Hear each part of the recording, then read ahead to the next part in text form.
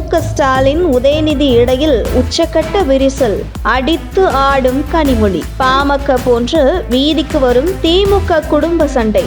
கடந்த சில மாதங்களாகவே முதல்வர் ஸ்டாலினுக்கும் துணை முதலமைச்சர் உதயநிதி ஸ்டாலினுக்கும் இடையிலான உரசல் மிகப்பெரிய அளவில் நடந்து வருவதாக பரவலாக அரசியல் வட்டாரங்களில் பேசப்பட்டு வருகிறது.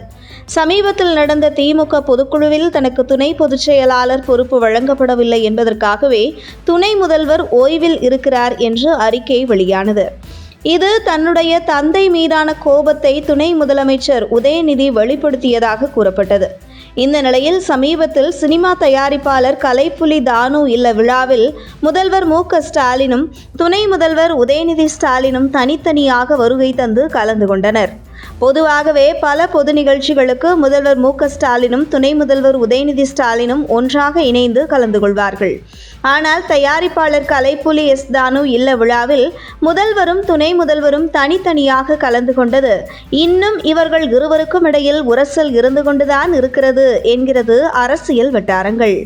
இந்த நிலையில் துணை முதலமைச்சர் உதயநிதி ஸ்டாலினுக்கு பொறுமை இல்லை என்றும், கட்சிக்குள் வந்து மிக குறுகிய காலத்தில் சட்டமன்ற உறுப்பினர், அமைச்சர், துணை முதலமைச்சர் என சுமார் 3 வருடங்களுக்குள் அடுத்தடுத்து உயர் பதவிக்கு வந்தார் உதயநிதி ஸ்டாலின்.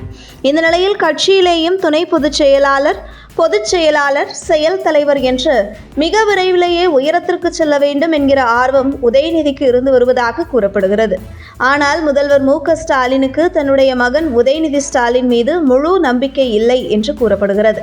குறிப்பாக கட்சியின் மூத்த தலைவர்களை அரவணைத்து செல்லக்கூடிய தன்மை, கட்சி கட்டமைப்பை புரிந்து கொள்ளும் தன்மையும் இன்னும் முழுமையாக உதயநிதி ஸ்டாலினுக்கு வரவில்லை என்று நம்பும் முதல்வர் ஸ்டாலின் உதயநிதி ஸ்டாலினை துணை பொதுச் செயலாளர் என மூத்த தலைவர்கள் வகிக்கும் பதவிக்கு உதயநிதி ஸ்டாலினை கொண்டு வந்தால் நிச்சயம் மூத்த தலைவர்களின் எதிர்ப்புக்கு உள்ளாக நேரிடும் என்பதை நன்கு அறிந்த முதல்வர் ஸ்டாலின் அதே நேரத்தில் மேடையில் பக்குவமாக பேசக்கூடிய அளவிற்கு தன்னுடைய மகனுக்கு இன்னும் பக்குவமும் புரிதலும் வர வேண்டும், அதுவரை உயர் பதவிக்காக காத்திருக்கட்டும் என்று முதல்வர் உறுதியாக இருப்பதால் தந்தை மீது கடும் அப்செட்டில் இருக்கிறார் உதயநிதி ஸ்டாலின் என கூறப்படுகிறது.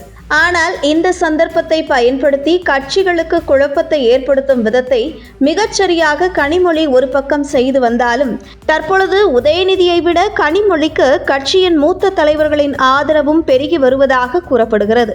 அதே நேரத்தில் சமீப காலமாக அன்புமணிக்கும் அவருடைய தந்தை ராமதாசுக்கும் இடையில் ஏற்பட்ட பிரச்சனை வீதிக்கு வந்தது.